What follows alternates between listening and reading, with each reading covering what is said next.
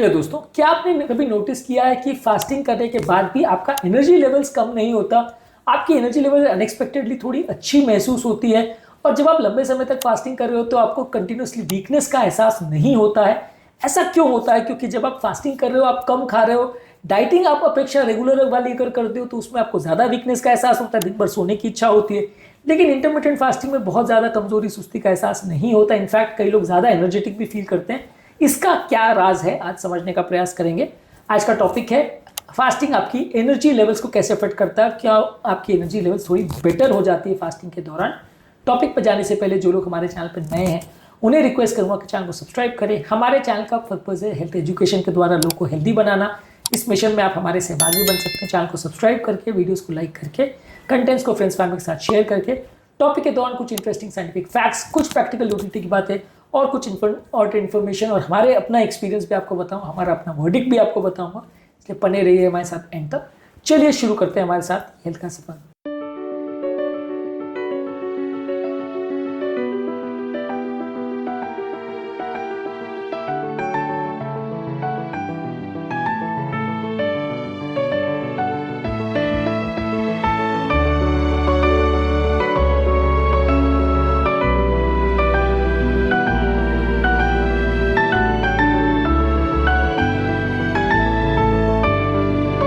क्या आपको फास्टिंग करने के दौरान लो एनर्जी लेवल्स महसूस हुए हैं या आपको एनर्जी लेवल्स नॉर्मल लगते हैं? कमेंट सेक्शन में लिख के बताएं। फास्टिंग बेसिकली एक तरीका है जहां आपका बॉडी का मेटाबॉलिज्म शिफ्ट हो जाता है और आप इफेक्टिवली अपने फैट को यूटिलाइज कर सकते हो। फैट से कीटोन बॉडीज बनते हैं जो कि ज़्यादा अच्छी और क्लीन एनर्जी आपकी बॉडी को देते हैं बिना टॉक्सिसिटी के, जो आपका ब्रेन और आपकी मसल्स प्रॉपरली यूटिलाइज कर पाते हैं। जब आप सिंपल क्रैश डाइटिंग करते हो तो वहां पे बॉडी को एडजस्ट करने का टाइम नहीं मिलता और 10-5 दिन की क्रैश डाइटिंग में बॉडी अपने फैट सेल्स को यूटिलाइज करना नहीं सीख पाती है। जबकि इंटरमिटेंट फास्टिंग जब आप कंटिन्यूसली करते हो तो आप अपने एनर्जी लेवल्स को इस तरह से एडजस्ट कर सकते हो। जब आप 16-16 घंटे 18 घंटे खाना नहीं खाते हो तो बॉडी अपने फैट के एनर्जी को यूटिलाइज करना चालू करती है। यही कारण है कि फैट बर्निंग आपका इंटरमिटेंट फास्टिंग में ज़्यादा अच्छा होता है as compare to regular dieting.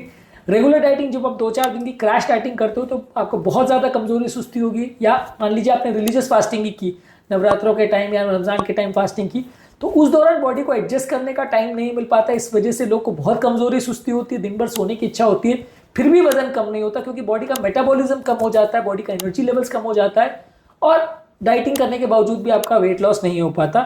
लेकिन इंटरमिटेंट फास्टिंग में आपकी एनर्जी लेवल्स भी मेंटेन रहती है और आपका ओवरऑल वेट लॉस भी अच्छा होता है क्योंकि बॉडी फैट को यूटिलाइज करना सीख लेती है। यही कारण है कि long term success ratio intermittent fasting के साथ ज़्यादा अच्छा है और यही कारण है कि लंबे समय तक फास्टिंग लोग कर भी पाते हैं। यदि आपको रोज बहुत वीकनेस और कमजोरी का एहसास होता रहेगा और आप कोई भी काम नहीं कर पाओगे तो आप कितने दिन तक फास्टिंग कर पाओगे? थोड़े टाइम में आपको बंद करना पड़ेगा। वहीं पे जब आप इंटरमिटेंट फास्टिंग करते हो और आपकी एनर्जी लेवल्स मेंटेन रहती है तो ज़्यादा चांस है कि आप उसे लंबे समय तक कर पाओ। इसके अलावा फास्टिंग जो है वो आपकी बॉडी के ऑक्सीडेटिव स्ट्रेस को कम करता है। जितना ज़्यादा बॉडी में ऑक्सीडेटिव स्ट्रेस ज़्यादा होगा उतना ज़्यादा आपको कमजोरी सुस्ती का एहसास ज़्यादा होगा। बेसिकली फास्टिंग बॉडी के सेलुलर हाउसकीपिंग जिसे ऑटोफैजी बोलते हैं उसको एक्टिवेट करता है, जिसकी वजह से बॉडी अपने डैमेज और खराब कंपोनेंट्स को हटा के अपनी एनर्जी प्रोडक्शन को इंप्रूव करती है और बॉडी का सेल्फ हीलिंग सिस्टम एक्टिवेट होता है। इसके अलावा फास्टिंग आपके ब्लड शुगर लेवल्स को भी स्टेबलाइज करता है। अगर किसी व्यक्ति का शुगर बार बार कम ज़्यादा होगा तो वहाँ पे व्यक्ति को कमजोरी सुस्ती का एहसास वैसा ही ज़्यादा होगा। इसको आप ऐसे कंपेयर कर सकते हैं कि जैसे अगर पानी है, समुद्र है, वहाँ पे अगर बार बार टर्बुलेंस आता है, बार बार ऊपर नीचे अगर पानी जाता है तो वहाँ पे आपको ट्रैवल करना ज़्यादा मुश्किल होगा, आपको ज़्यादा परेशानी आएगी।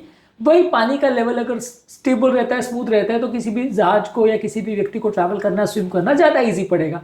वैसे ही यहाँ पे आपका एनर्जी लेवल्स अगर बार बार फ्लक्चुएट करेगा तो आपको दिन चलाना मुश्किल पड़ेगा। अगर स्टेबल रहेगा तो आपको प्रॉब्लम्स कंपेरेटिवली कम आएगी।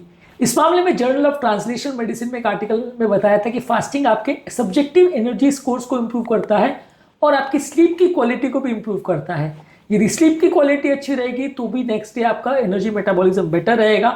यदि आपका स्लीप कॉम्प्रोमाइज होगा तो अगले दिन आपको ज़्यादा कमजोरी सुस्ती का एहसास होता रहेगा।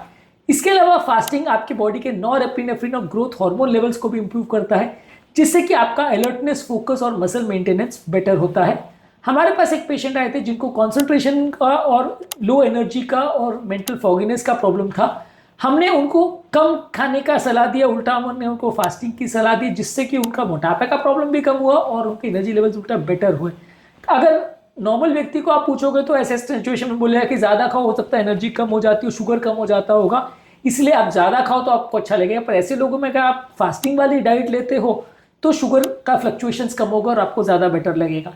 इसके अलावा फास्टिंग आपकी बॉडी के इन्फ्लेमेशन यानी सूजन को भी कम करता है। क्रॉनिक इन्फ्लेमेशन जब आपकी बॉडी में होता है तो आपकी बॉडी के इन्फ्लेमेटरी मार्कर जैसे सी रिएक्टिव प्रोटीन ज़्यादा बढ़ जाते हैं, जिसकी वजह से आपकी बॉडी ओवरऑल ज़्यादा खराब बिहेव करती है और ज़्यादा एनर्जी फ्लक्चुएशंस होते हैं। जब आप इंटरमिटेंट फास्टिंग करते हैं तो आपकी बॉडी का इन्फ्लेमेशन कम होता है।